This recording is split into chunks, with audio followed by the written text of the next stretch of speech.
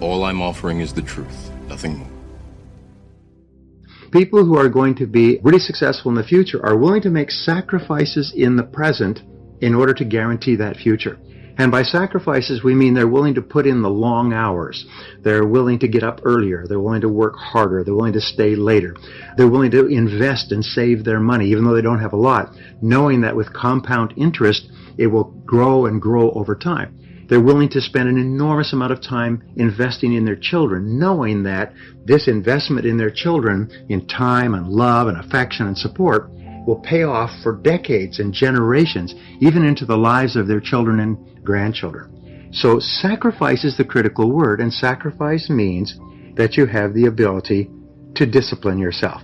You have the ability to delay gratification in the short term so that you can enjoy far greater rewards in the long term. We say that self-discipline is self-control. It's self-mastery. Now, the payoff for practicing self-discipline is immediate. People think, well, geez, I get these rewards way down in the future. No. There's an immediate reward. There's a wonderful line in spiritual development that said, you are not punished for your sins, but by them. In other words, there are things that you do that are harmful to you that cause immediate detriment. But you're also rewarded for the good things that you do, and you're rewarded immediately.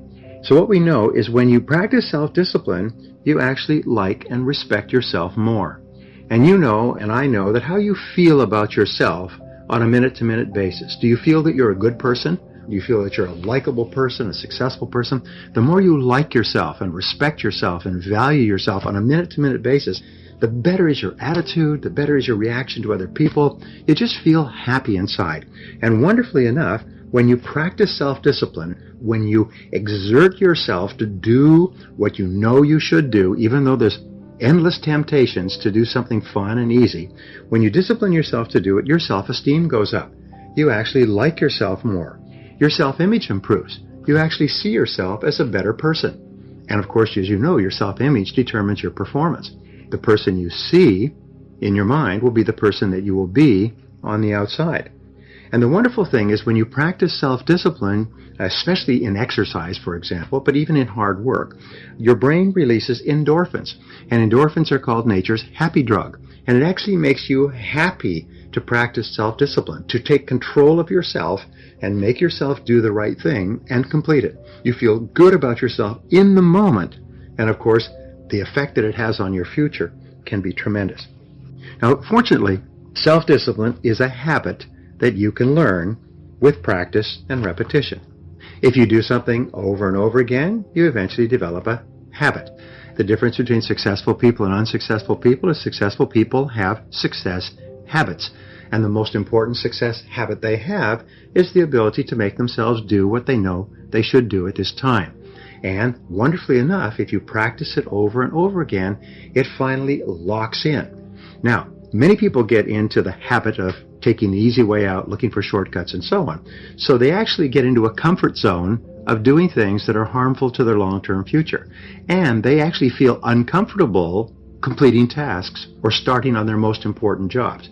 However, when you get into a new comfort zone, it will be easier for you to practice the habit of self-discipline than it would be in the past for you to take the shortcut. Goethe, the German philosopher, once said that everything is hard before it's easy. Everything is hard before it's easy. So developing the habit of self-discipline is hard. And be patient with yourself, because you slip back all the time. All your life, you'll be slipping back. All your life, you have to fight this battle. You never get it to the point where it's locked in forever. Every morning you get up and that alarm goes off and you say, do I sleep a little longer or do I get up? Every time you look at a list of things to do, you say, do I start with the most important thing? As they say, do the worst first. Or do I do something that's fun and talk to a friend or make a phone call? You've got to fight this battle every single day. But every time you fight and win, you feel better about yourself. It only takes about 21 days, they say, to develop a new habit. So you can lock in the foundation of the habit simply by practicing self-discipline every single day without exception for 21 days. Now, some years ago, a businessman named Herbert Gray did a long-time study, it was kind of his project, to find out what he called the common denominator of success, what would be the common denominator of success? And he spent 11 years studying the literature, interviewing people, reflecting on it, and he finally wrote a little pamphlet. And the pamphlet has been handed around for years and years, and you don't need to get it because I'll tell you what's in it. He said the common denominator of success was quite simple. He said successful people, he found, make a habit of doing what unsuccessful people don't like to do. And of course the logical question is, well, what is it that unsuccessful people don't like to do? Well, it turned out to be the same thing that successful people don't like to do either, but they do it anyway because they recognize that that's the price of success. A simple thing like exercising, going for a run or a walk at the end of the day. Well, do people like to do this? Do we look forward to exertion and perspiration and sweating and straining and everything else? No, we don't look forward to it, but we do it because we recognize that this is the price of looking and feeling fit, trim, living a long life, taking good care of our bodies, and so on. So remember, the same things that unsuccessful people don't like to do are things you don't like to do either. Many years ago, I met Rich DeVos personally. You know, Rich DeVos is the founder of Amway, started off selling soap from door to door, and now he's worth about $5.3 billion according to Forbes. And he was asked a question. He said, well, how do you get over the fact that it's hard to prospect, it's hard to recruit, it's hard to build a business, it's hard to come home after work and work on building your business? He said, you just have to understand this. There's lots of things in life that you don't like to do. And you'll never like to do them. There's lots of hard things that contain stress, and they contain rejection and potential failure and hard work and so on. He said, but you do them because you want to do the other things. And it is only by doing the things that you don't want to do that you can finally create the opportunity to do all the things that you want to do for yourself and your family. And again, it comes back to our favorite word, sacrifice. Being willing to pay the price in the present to enjoy the great rewards in the future. Now, there are 9 disciplines that you can develop that we'll talk about today. There are 9 disciplines that you can develop that will improve every area of your life. And here's a rule. Every exercise of discipline in any area strengthens disciplines in every other area. Just as if you work out with your full body, that strengthens all your muscles, your heart, your lungs, and so on. Every weakness in discipline also weakens your other disciplines as well. So every time you exert yourself to discipline yourself, to make yourself do something, to control and master your natural tendency to seek the line of least resistance, every time you master that tendency, you feel stronger and better, and you strengthen your ability to discipline yourself in other areas as well.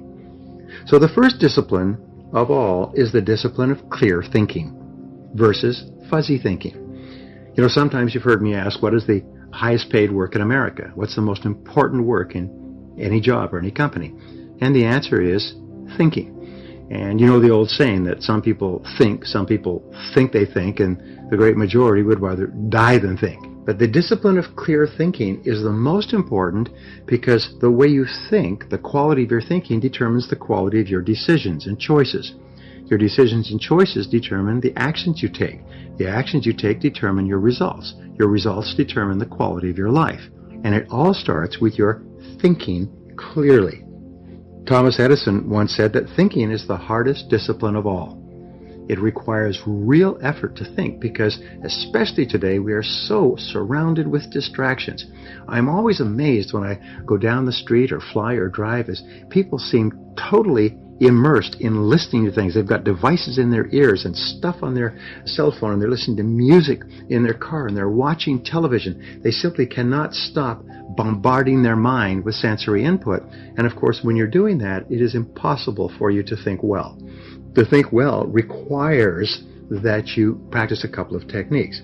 Now, first of all, as Peter Drucker said, you need to take time to think. You need to create long, unbroken chunks of time. The rule is that fast decisions are usually wrong decisions. Especially fast decisions involving people or money are usually wrong decisions.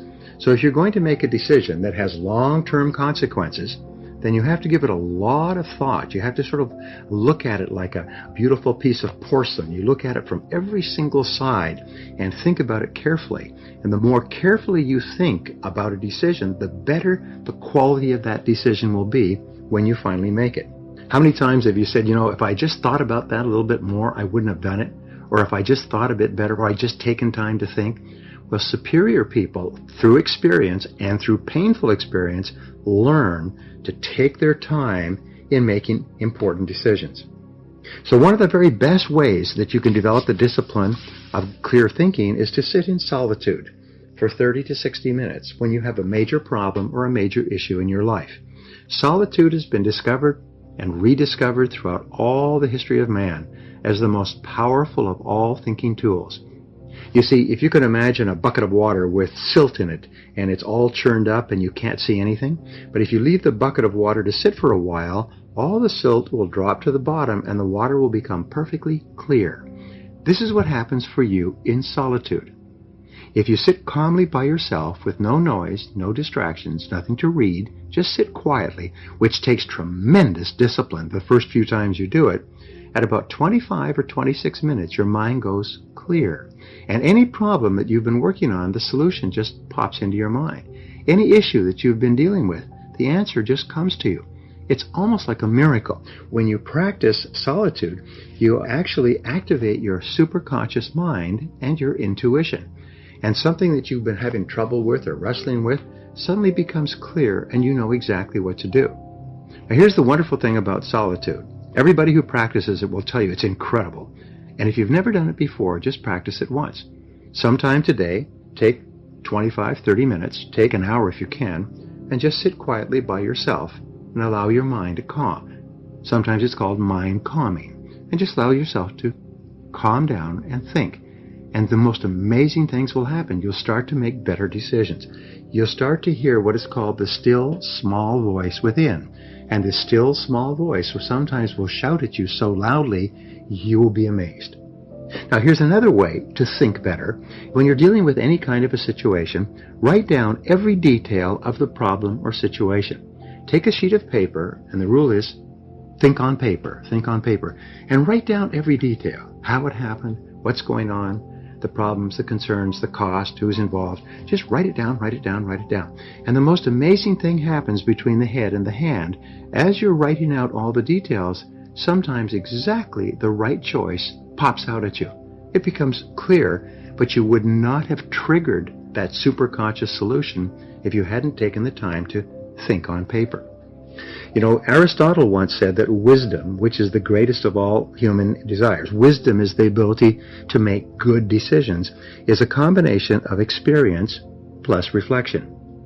Experience plus reflection. In other words, you have an experience and then you reflect on the experience and you think about, what does that experience mean to me? How can I use that? What can I learn from it? So reflecting on your experiences, and the best way to do that is to go for a walk. Just going for a walk where you can't listen to anything. Don't take an iPod or anything. Just go for a walk, 30 or 60 minutes, and just walk. And while you're talking and reflecting upon something that's going on at work or at home, you'll be amazed at the quality of ideas that will come into your mind. To improve your thinking, talk it over with someone else who you like and trust, and give them the details, and ask them to give you their feedback, give you their perspective. Sometimes, especially if you're in a great relationship, the other person can give you a perspective that completely changes your ideas. A good way to think better is to ask, especially if you're frustrated or having difficulties, to ask, what are my assumptions? What am I assuming about this situation that may not be correct? What if my basic assumptions about this relationship, about this job, about this product or service or this investment, what if my assumptions were wrong? Then what would I do? And here's the key to good thinking. Be open to doing something completely different. Be open to admitting the possibility that you could be wrong and doing something completely different. And what that does is it opens up your mind and your perspective so you can see all kinds of possibilities that you may not have seen before. So clear thinking is the first discipline. It is the discipline practiced by the most successful, happiest, and wealthiest people in our society. Now, the second major discipline, my old friend, is the discipline of daily goal setting. The discipline of daily goal setting will change your life. Why? We know that focus and concentration are essential to success. There are some skills that are helpful to success, but focus and concentration are indispensable. If you cannot focus and you cannot concentrate, then you have to work for someone else who will make you focus and concentrate, who will supervise you. The ability to focus, to be clear about what you want, and then to concentrate single-mindedly on achieving it are both habits or disciplines that you can learn through practice. So you start off in the discipline of daily goal setting. You start off and you ask this question, and this is the big question. What do I really want to do with my life? What do I really, really, really want to do with my life? Why am I here? If I could do anything at all, what would I want to do with my life? And there's a great question that you can use to clarify this.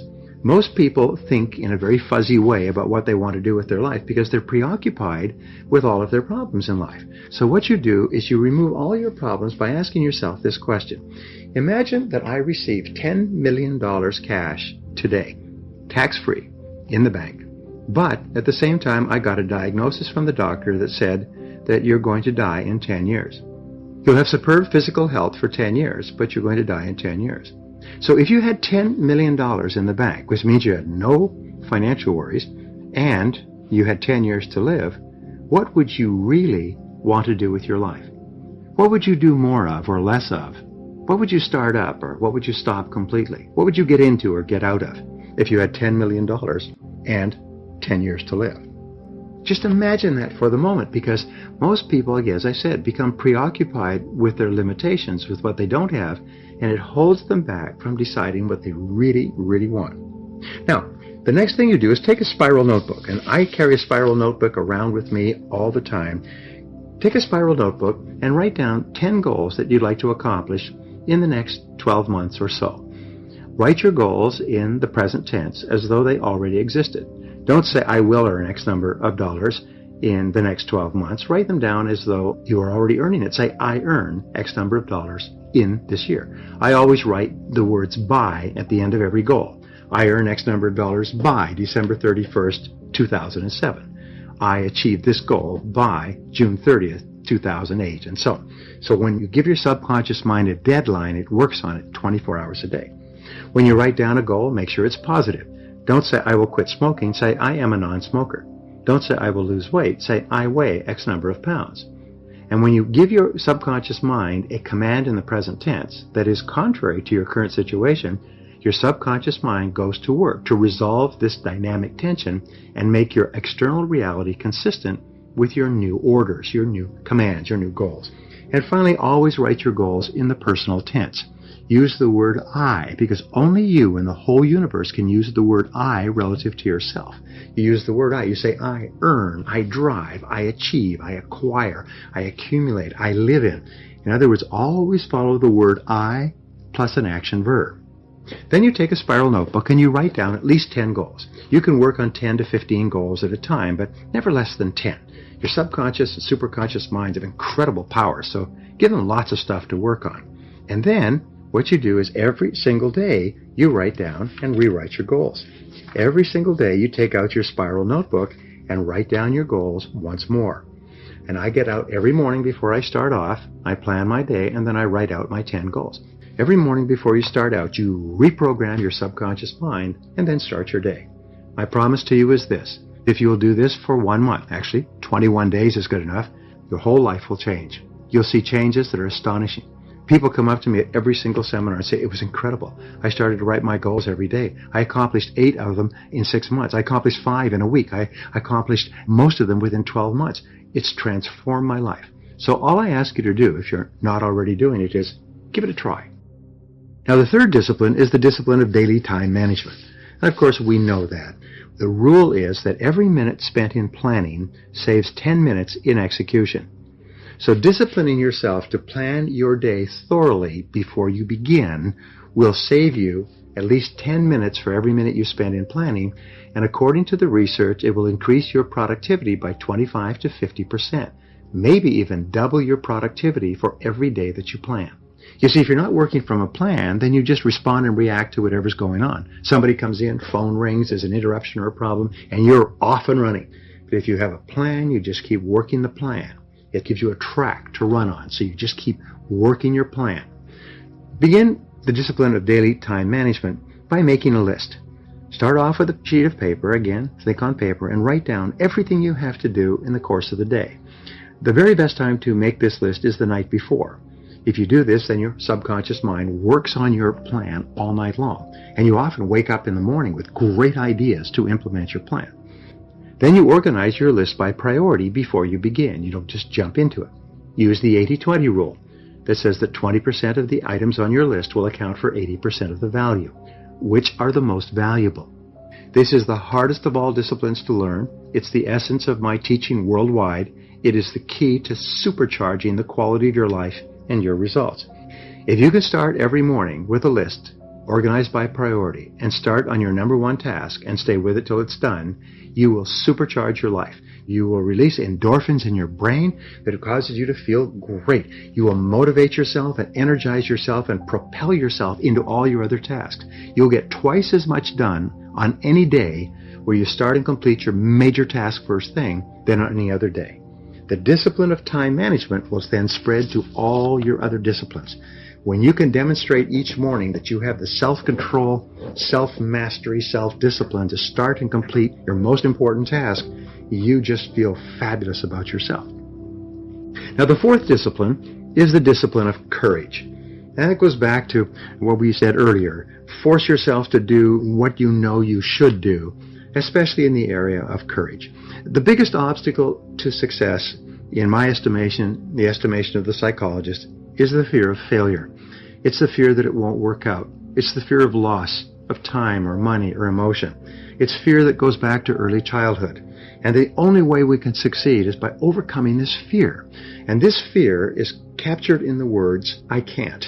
I can't. What about this? What about that? What about this? Fully 80% of the population is paralyzed by the fear of making a mistake.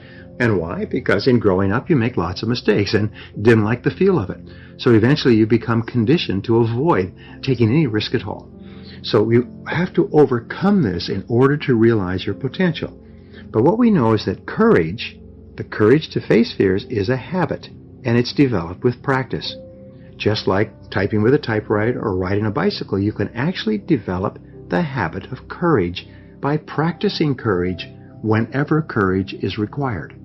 Aristotle wrote about this in his Nicomachean Ethics in 350 BC. He said, if you desire to have a quality that you don't have, act in every instance where the quality is called for as though you already had it, and you will have it. So, as Ralph Waldo Emerson said, do the thing you fear, and the death of fear is certain. What he said was to confront your fears. The natural human tendency is to avoid a fear-causing or fear-inducing situation. Most of our fear problems seem to be bundled up with other people, by the way. It's confronting a boss, it's confronting a bad relationship. Sometimes it's confronting a prospect, cold calling, going out and calling on customers and facing rejection and failure and embarrassment and so on. But confronting that fear, instead of avoiding it, just do it. So the reason you want to confront your fears is not because of the incident specifically, it's because of what it does for your character. You want to demonstrate to yourself that you can face down a fear and look it square in the eye, and suddenly, surprise, surprise, it goes away. And you realize that the fear was in your own mind. Now here's the most wonderful thing about overcoming fears. If the fear of failure is summarized with the feeling, I can't, psychologists have found you can actually short-circuit or override the fear by saying to yourself very strongly, I can do it. I can do it. I can do it. I can do it. I can do it. So whenever you're afraid of anything, talking to somebody, confronting someone, dealing with something, say to yourself over and over again, I can do it. I can do it. I can do it. And then just do it. And you'll be amazed the fear disappears. It's almost like, poof, it's gone. So the key is, you're looking at that telephone, to pick up the phone, to cold call, to prospect, just say to yourself, I can do it, I can do it, I can do it, and pick it up and dial. And suddenly the fear disappears. And you do this repeatedly, and eventually you develop the habit of courage. So here's an exercise for you. Identify one fear situation in your life today, and use that as your challenge. Use that as your test case. You say, you know what I'm going to do? I'm going to face this fear down. I'm going to hammer it. I'm going to smash it. I'm going to look it right in the eye. I'm going to deal with it direct, head on, like a car hitting a wall until the fear is gone. And once you've done that, you'll look up and you'll be a different person. For the rest of your life, you'll know that nothing that you're afraid of can stop you.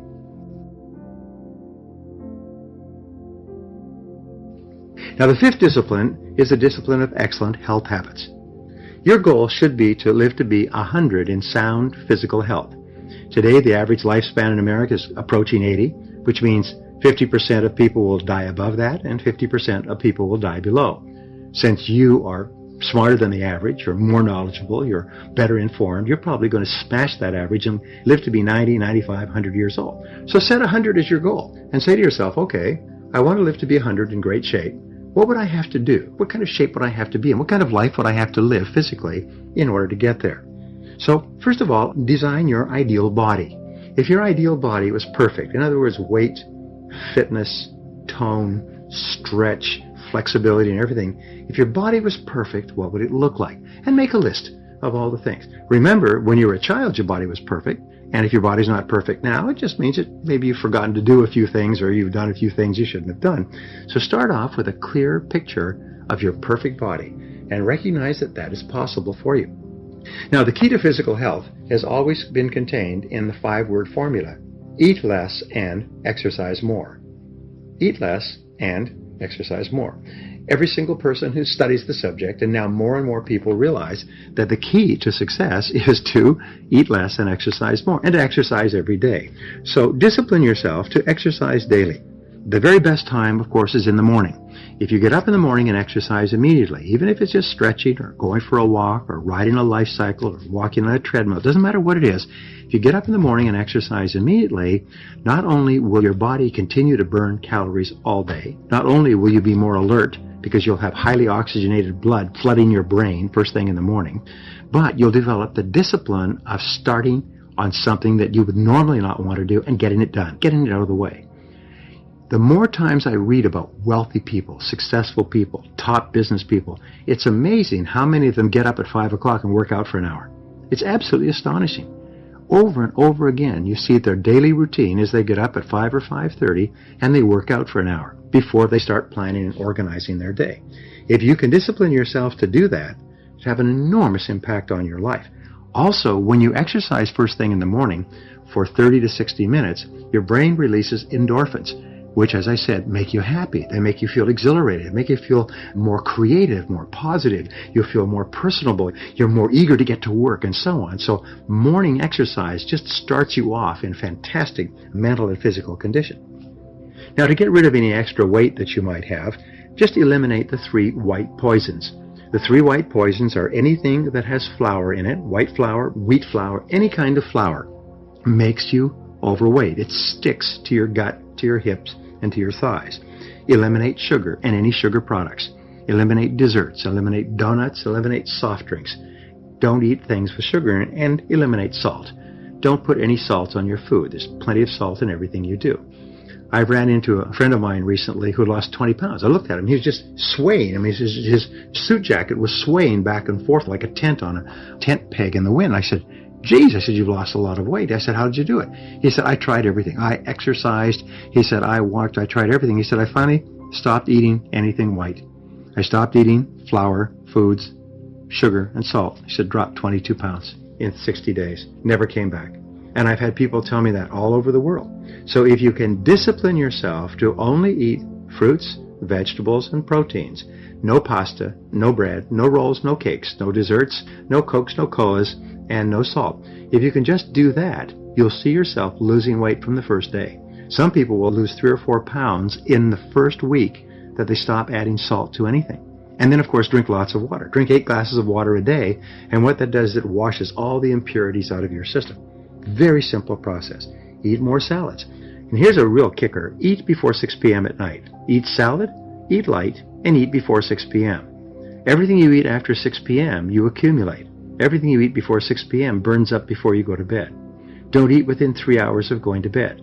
Just eat a light or medium light at dinner, salad with a little bit of protein, before 6 p.m. or at 6 p.m., and you'll be astonished. The next morning, you'll be thinner. It's absolutely remarkable. 2 more things, by the way, with regard to health. First of all, get regular medical and dental checkups. People often don't go to the dentist or the doctor until they need to. I found that it's false economy.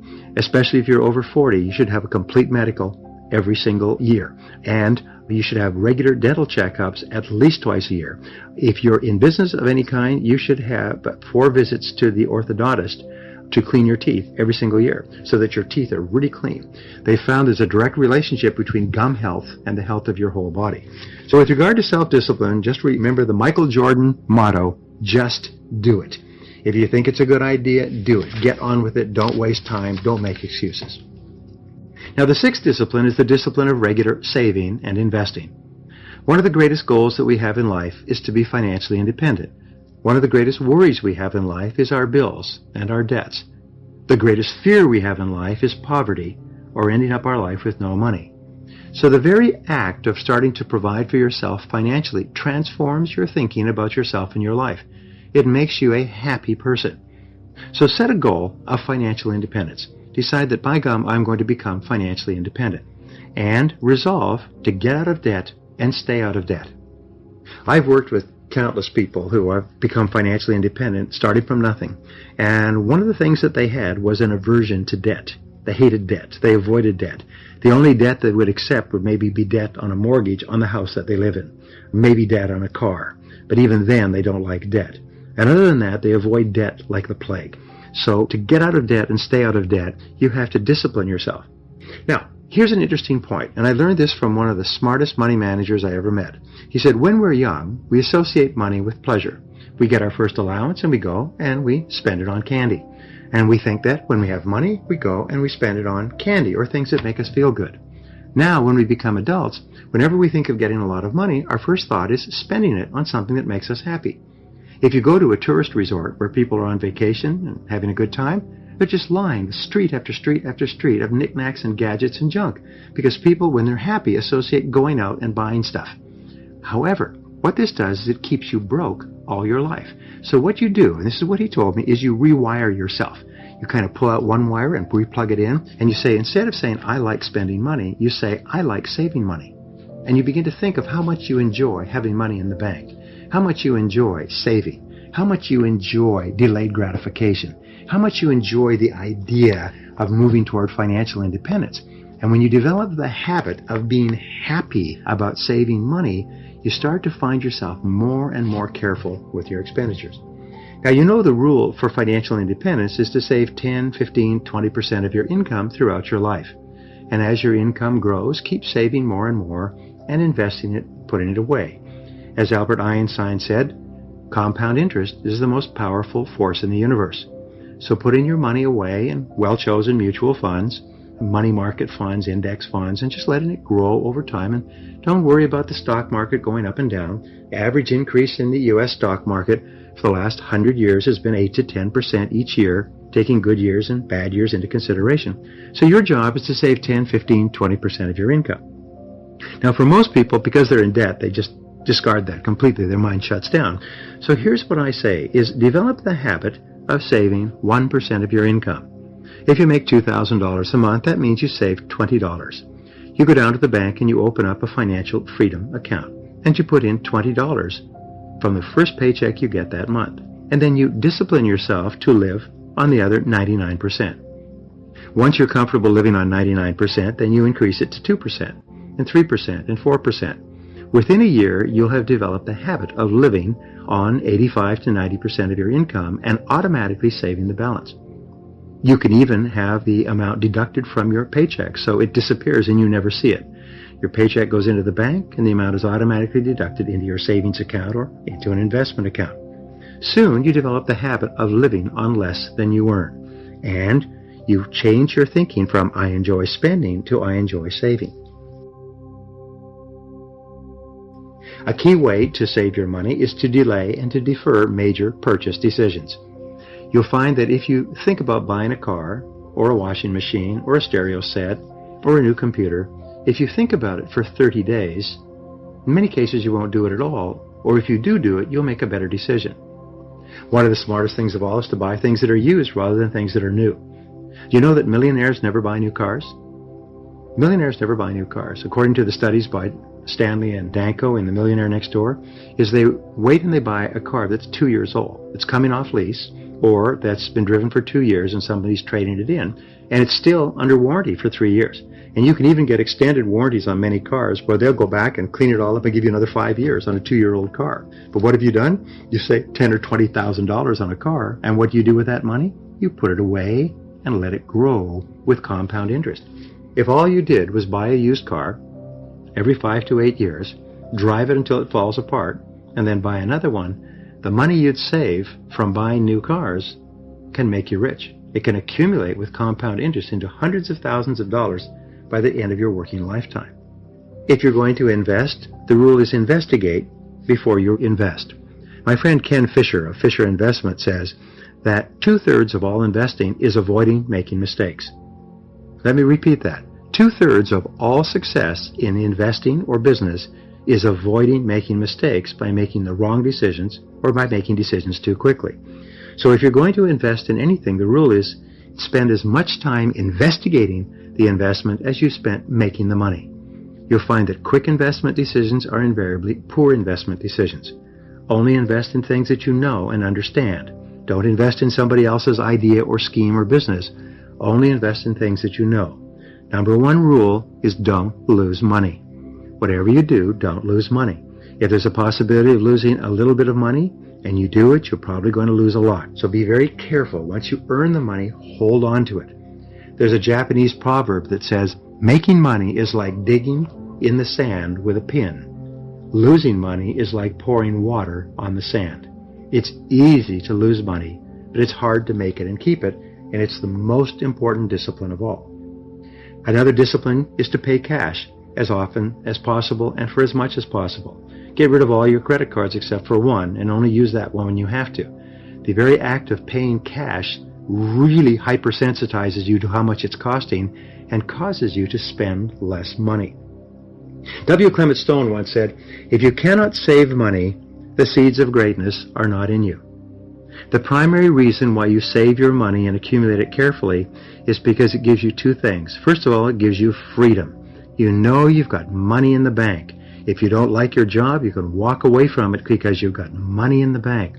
But the second thing it gives you is opportunity. If an opportunity comes along, you're prepared to take advantage of it. You don't have to say, I'm sorry, I don't have any money, I can't afford it, I'm broke, and people just shake their head in pity and walk away. As an adult, you should always have opportunity money put aside. And when you have it, you feel great about yourself. The difference between a person with a little money and a person with no money is night and day. A person with a little money feels great. A person with no money always feels inferior, anxious, worried, concerned, irritable, short-tempered. You know exactly what I'm talking about. Now, the seventh discipline is the discipline of hard work. There's nothing that will help you more than for you to develop a reputation as a hard worker. In the studies of self-made millionaires, again, they said, I didn't have better education, better talent, better knowledge, but I was willing to work harder than anyone else. Most self-made millionaires work 60 and 70 hours per week for 5, 10, 15 years before they break through. Most other people are trying to get by on 5 days a week, and then during those 5 days a week, they don't work very hard at all. The interesting thing, Thomas Jefferson once said, do you believe in luck? He was asked. He said, yes. He said, I believe in luck. He said, and the harder I work, the more of it I have. So the harder you work, the luckier you get. The harder you work, the more opportunities you have, the more doors open up to you, the more opportunities you see. So in America, the average work week is 32 hours. As you know, in France, legally, the average work week is 35 hours, but then most people waste about half their time at work. According to Robert Half International, the average person wastes 50% of their time in idle chit-chat with coworkers, coffee breaks, lunches, reading the paper, surfing the internet, doing all kinds of things that don't contribute anything to the work. So here's the rule that will make you successful, happy, and rich, and it's this. Work all the time you work. Work all the time you work. When you go to work, work. When you go to work, put your head down and go to work. Don't waste a single minute. Put your head down and work all day long. If somebody comes up to you and says, hi, how are you doing? You say, fine, but right now I've got to get back to work, back to work, back to work. If you got a minute to chat, yes, but not now. Let's talk after work. Right now I've got to get my job done. And nobody will ever stop you when you say, I've got to get back to work. I've got a job I've got to get out. I've got something I have to get done. They'll go away and they'll ruin someone else's career. Remember, the greatest time wasters in the world of work are other people who take up your time with idle chit-chat and worthless gossip. You've got to avoid the time wasters. In every single company, these people go around and they're like a virus. They go around and they infect everybody they talk to. Stay away from time wasters. Now, here's a way to double your productivity, performance, output, and income. Here's a way to put yourself on the fast track, increase your income, and become one of the most valuable people in your industry. It's very simple. Start 1 hour earlier. And when you start, get to work. If the starting time in your company is 8:30, start at 7:30 or 7. Now you say, where are you going to get the time? Get up a little earlier and get going. Remember, all you do is beat the traffic. If you get in there early and get in there, plan your day, get going, get organized, get started. When other people come in, you are already running. You're already on your way. Work through lunch. There's no law that says you have to go out and kill an hour and a half at lunch. Eat at your desk, eat quickly, eat on the go. Use that time to work. Don't use that time to hang around. There's a thing sweeping America today about having fun at work. No, work is not fun time. Work is not the playpen or the sandbox. Work is not school. Work is work. What you do is you go to work and you work all the time. Don't worry about fun. Have your fun later, knowing that you've done a fantastic job and you've gotten a lot done. And finally, work 1 hour later. Be the last one to leave. Be the person who turns off the lights. Interesting, if you look at an entrepreneurial startup, a business that's being run by somebody who's really driving it forward, you'll find that the business owner is usually the first one there, works through the whole day, usually the last one to leave. Business owner usually works on Saturday and Sunday. At the end of the day, the business owner's got a beautiful home, house on the hill, beautiful cars, beautiful life, vacations, a boat in the yacht basin, and everybody says, boy, she is sure lucky. No, they're not lucky. They just worked all the time they worked. If you work 3 extra hours, start earlier, work harder, stay later, you'll add 6 hours of productive work to your day. Every hour of uninterrupted work when nobody's there translates into 3 hours of productivity when there's people around interrupting you. So keep asking at work, what is the most valuable use of my time right now? What is the most valuable use of my time right now? And then do only that. And keep saying, back to work. Back to work. Whenever you get distracted or you start to follow the path of least resistance and major in minor, say, wait a minute, got to get back to work, back to work, back to work. Now, the 8th discipline is the discipline of continuous learning. The rule is to earn more, you must learn more.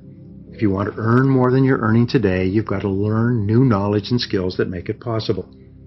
Jim Rohn once said, very famously, he said, work at least as hard on yourself as you do on your work. Work at least as hard on yourself as you do on your work. So how do you do this? Well, you read in your field daily. If you read 60 minutes a day in your field, a little in the morning, a little in the evening, it'll translate into 1 book a week. 1 book a week will translate into 50 books a year. The average adult reads less than 1 book a year. And most nonfiction books are never read past the first chapter. If you read 50 books a year, it's the equivalent of getting a PhD in your field every single year. Just reading every day will make you one of the most proficient, most skilled, and ultimately highest paid people in your field. Listen to CDs in your car, like this. The average person drives 500 to 1,000 hours a year. That's the equivalent of 3 to 6 months, a 40-hour week. That's the equivalent of 1 to 2 full-time university semesters. Just listening to educational CDs in your car will make you one of the best informed people in your field. And finally, in continuous learning, attend seminars, take courses, take structured courses given by experts, given by authorities. You can learn more in a half day or a day from an expert than you might learn on your own in years. I've had many people walk out of my courses with 1 new idea and increase their income 5 times within 30 days. 1 new technique for getting new clients, prospecting. 1 new technique for presenting or overcoming objections. 1 new technique for closing sales or getting referrals, and their income has exploded. They'd have never learned it. They call me, they come to me, they say it was incredible. It changed my life, that 1 idea. Now, the average income in America increases about 3% a year. With additional knowledge and skill, you increase the rate at which your income goes up. If you get new knowledge and skill, you learn more, your income goes up 10% per annum, you'll double your income in 7.2 years.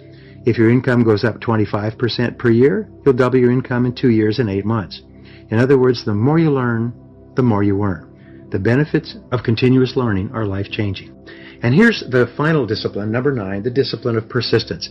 Now, the discipline of persistence says that the greatest test of self-discipline is when you persist in the face of adversity and you drive yourself forward to complete your tasks 100%. The test of self-discipline is when you can drive yourself to keep on keeping on, even when everyone around you feels like quitting, and you feel like quitting as well.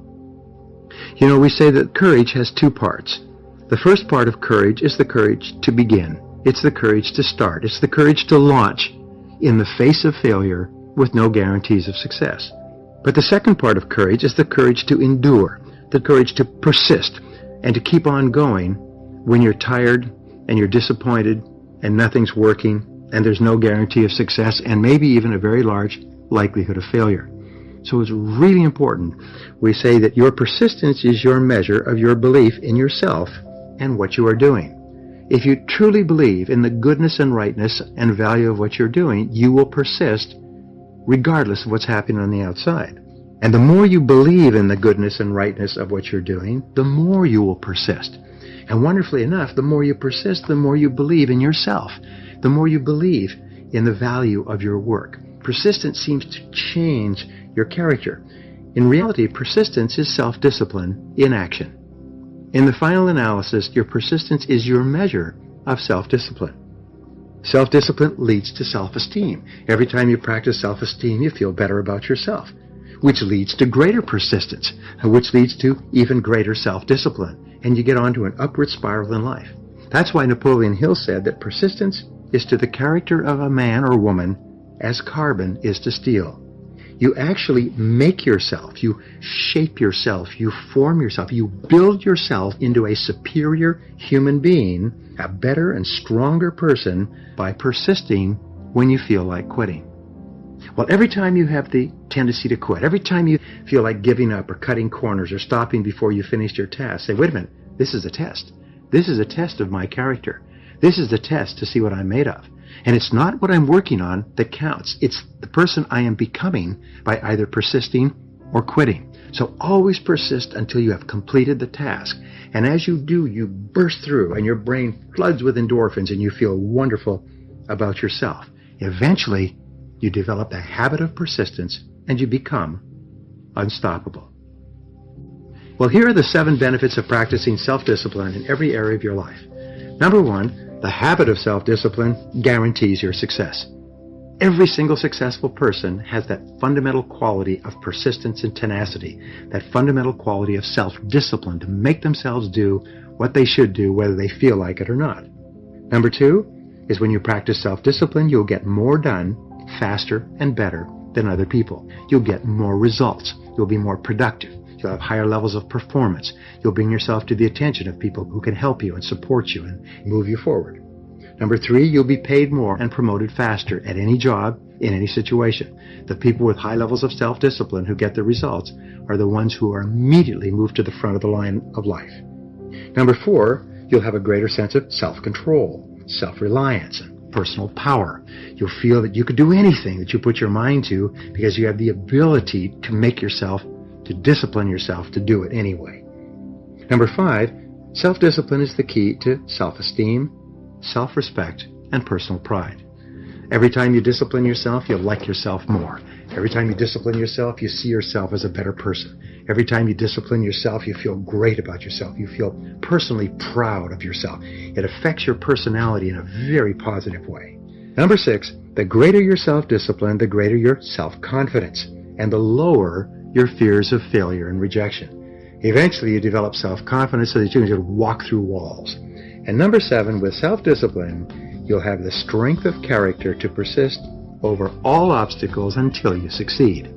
With self-discipline, you achieve personal greatness.